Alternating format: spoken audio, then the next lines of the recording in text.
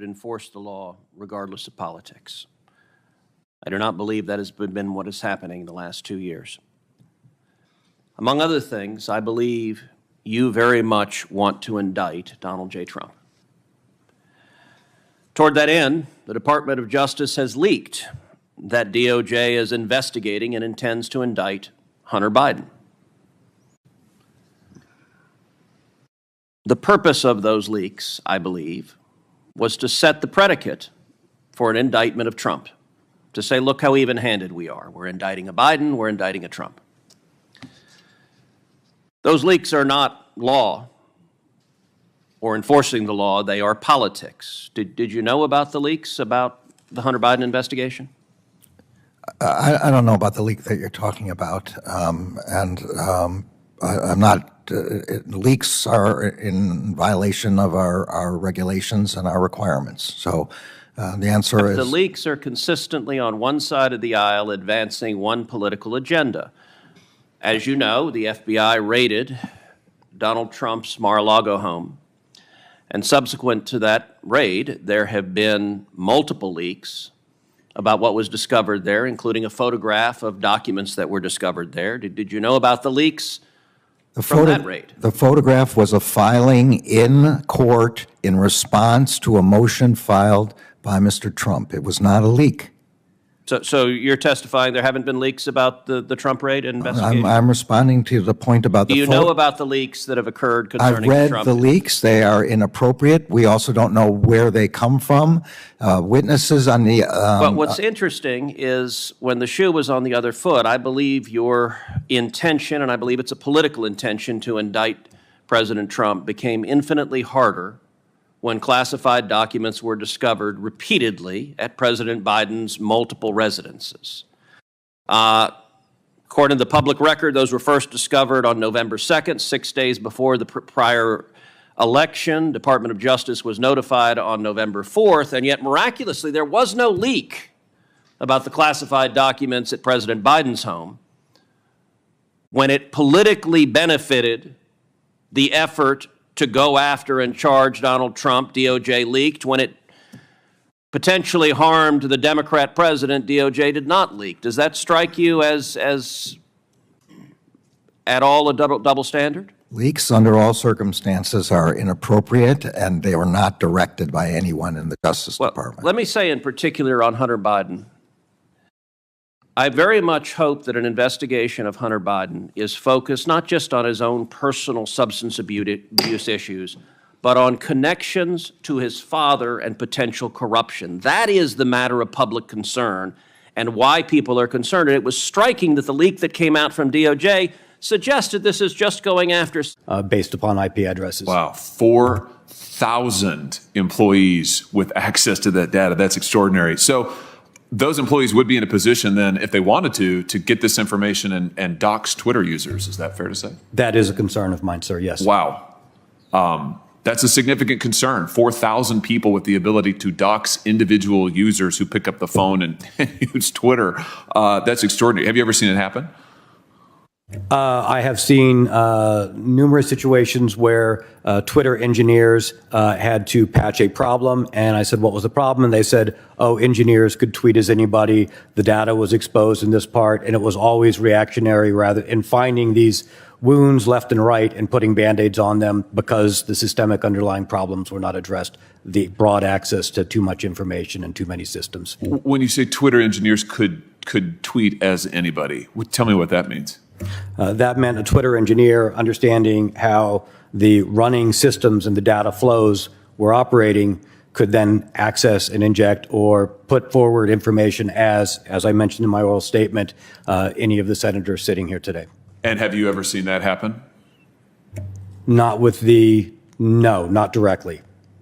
Not directly. Are you concerned it has happened? Do you have some reason to believe it may have happened? The number of cases that were reported to me by individual engineers saying, hey, we found this, I'm going to try and have somebody fix it, where that was the exact problem and we wouldn't know if it had happened in the past, yes, I am concerned. Wow. I think that's pretty significant testimony. Let me make sure that I understand also just this point. A Facebook whistleblower came forward a couple of years ago now, came to me, to my office, and told us that at Facebook, they at least had some policies on the books that restricted back-end developers from using or from accessing user data.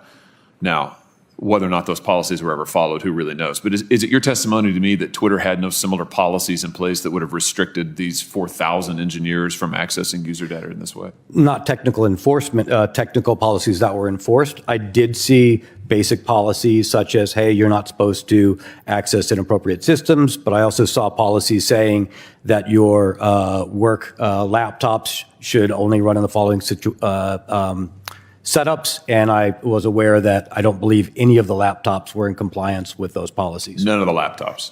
Based upon the policy that I read, I do not believe any of the laptops were in compliance with that security policy. Zero in compliance with their policy. That's extraordinary.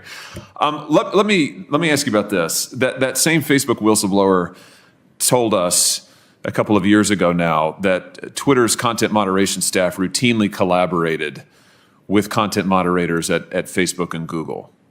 Is that true to your knowledge? Do you have any information about that? That would be in a team under counsel, and I wouldn't have firsthand knowledge of that.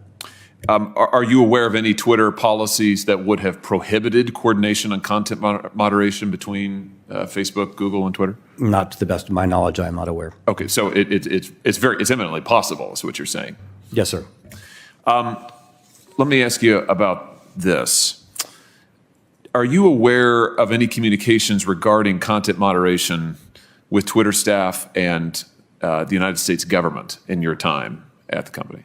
I'm familiar of the conversations that happen through Department of Homeland Security, the traffic light protocol, where there are messages sent out to organizations about threats that maybe the FBI or other organizations had insight into.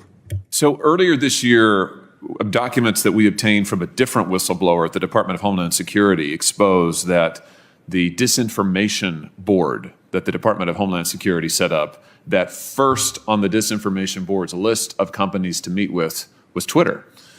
And they had an extensive memo, which, by the way, is public information now. We've released it. You can go and look at it. But they had a memo prepared with notes for this meeting with Twitter, talking about cooperation in content moderation and, frankly, in monitoring Americans' speech. And now we know that thousands of Twitter employees have access to that. This was all in these documents.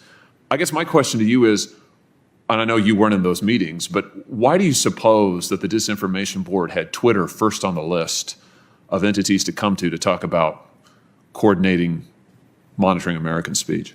I can't opine on that, but I can say that Twitter is a tremendously influential platform, and we do know that there are information operations being run on Twitter. Do you think it's maybe because Twitter has proved so pliant to government pressure, to censorship and monitor people? I'm thinking of, first of all, the Hunter Biden story. We now know that Twitter killed the Hunter Biden reporting. We know Mark Zuckerberg has said that the FBI pushed Facebook to do so. Facebook throttled it down. Twitter killed it completely, locked up accounts that were trying to report on what we now know was a true story. Or how about in your own report, you claimed that the Twitter CEO proposed caving to the Russian government's demands to censor content on Twitter and spy on its users, and you noted that this occurred even as you were directing employees to prepare for the Russian invasion of Ukraine. That sounds like an executive team that's pretty darn pliant to the demands of governments to weaponize effectively their platform to control information, to spy on its users. What's your view? I wasn't there when the Hunter Biden issue happened, and I don't have any information on that. As we had been informed we would. The press reported shortly thereafter that the reason that the hearing had to be cut short is because you were flying on a Gulfstream jet for a personal vacation in the Adirondacks. Please tell me that's not accurate. Senator, the hearing was not cut short from my experience. We had agreed beforehand on the time and length of it, and I was very surprised to find that anyone on the committee was surprised. As to how I fly, I am required, not only permitted, but required to fly on an FBI plane wherever I go. So you were going on vacation? I was, yes. So you left a statutorily required oversight hearing in order to go on a personal vacation in the Adirondacks? I took a flight to go visit my family, as had been previously arranged in conjunction with the leadership of the committee. The ranking member, Chuck Grassley, asked you during the hearing, he said, I assume you must have other business. You said, yes. He then said, if you have a business trip, you've got your own plane, can't it wait a while? He then said, Chuck Grassley, we only just heard half an hour ago that now you have to leave. We were going to have a 7-minute round followed by a 3-minute round. I've got 7 people on my side of the aisle, that included me, who are waiting for this additional round. Is there any reason we can't accommodate them for 21 minutes? And you said you had a plane to catch. You had somewhere to go. And now we find out it was for vacation? The reference to other business was not a reference to that day. It was a reference to the following week where Senator Grassley and I were going to see each other in Iowa when I had other business in Iowa, and I did, in fact, see him then. So wait, you had to leave the hearing early because you're going to see him later in Iowa in a week? No, I had to leave when I said I was going to have to leave, as had been previously organized with the leadership of the committee. You left an oversight hearing before the Senate Judiciary Committee required by statute so you could vacation with your family. I find that absolutely unbelievable and, frankly, indefensible. Now, is it your practice to use government planes? You say you do this all the time. You flew in a Gulfstream 550, I think, that was originally purchased for counterterrorism purposes. You were using it to go to, what is it, Saranac Lake? Is that how I say it? I've never been there. Is that the right pronunciation? Saranac Lake? That was your destination? Yes. So, did you enjoy the flight? I mean, did you pay for it? Yes, I paid for it. Will you turn over all receipts and reimbursement to this committee? Senator, we will be happy to comply with oversight requests related to the use of the plane, as I said, and it's important for people to understand. Why don't you just give me a yes? Will you turn over the receipts for your flight? I will turn over the information related to my use of the plane. The use of the plane, I am required, not just permitted, required, even for personal travel, to use the FBI plane. How convenient for you. And I pay every single time that I use the plane for personal use. I'm glad it's available for you to jet away from your statutorily required hearings and oversight before this Congress, where you denied the ability of members of Congress to ask you questions because you had to go on a personal vacation using a government plane. Let's just look at some of the things while you've been vacationing that your FBI has been doing. According to numerous whistleblowers who have come forward to members of this body, to members of the House, the FBI has been sending more than, in one instance, a dozen armed agents to a rural Pennsylvania home of a Catholic pro-life demonstrator to arrest him at gunpoint in front of his children in early morning hours, despite the fact that he posed no risk of violence or threat and had previously offered to turn himself in. Numerous whistleblowers, field agents, have alleged that D.C., your headquarters, has pulled them off working on child sex abuse cases, working on human trafficking cases, in order to work on January 6th matters for this reason, to give the appearance, they say, that there are hundreds of new domestic terrorism cases in the country, when in fact there are not. Whistleblowers, field agents have also said that D.C. has ordered the use of SWAT teams on nonviolent suspects who may have attended a January 6th rally, and they have been ordered to conduct surveillance and knock on doors of people who were not even in D.C. on January 6th. And again, all of this, according to the whistleblowers, these are your agents, all of this in order to make it look as if there's a mass surge in domestic terrorism all across the country, when in fact, the stats are being padded by political directive in your office. They also say, these whistleblowers, the D.C. leadership deliberately suppressed investigations into Hunter Biden, contrary to FBI procedure, and have also retaliated against FBI agents and whistleblowers who have contacted Congress, which, by the way, they are protected by statute to do so. This is what's happening at your FBI while you are evading oversight hearings. Mr. Director, do you think you're still up to this job? I absolutely